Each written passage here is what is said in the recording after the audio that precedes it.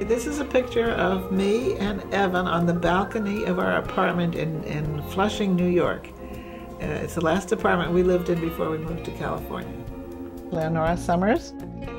I had a friend die recently, and I just haven't found a way to really deal with his death. He was disabled, he was in a chair, he was spinal cord injured like me. I've known him for about 25 years, but he was an incredibly motivated individual. He went on auditions and he got acting roles. He became a consummate pool player. He was even beating people who weren't in wheelchairs. After his accident that he went and he got his high school diploma through Santa Monica College. He did that on his own. When he graduated from high school, that was very moving. He was still newly injured, you know, only a year or two, and he couldn't get up on the stage and because of the wheelchair. That was very moving. College was good, and then he went to UC Santa Barbara, and he went and got his master's at Loyola. Richard's death was a catalyst for me. I think he was facing the same kind of midlife crisis I am. Hey, you can be in a chair and have a midlife crisis. It's not I mean, everyone thinks living life in a chair is an ongoing crisis. Well, you learn to manage. The bike is a character in and of itself. It really doesn't matter who's driving it.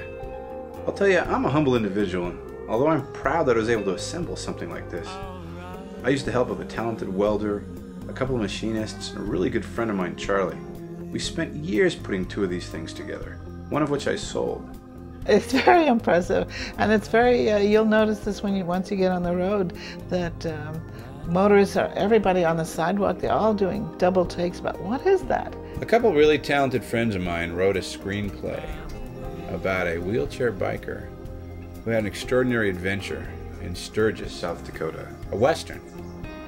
I can't believe this movie hasn't been produced yet, but Hollywood's riddled with stories like that.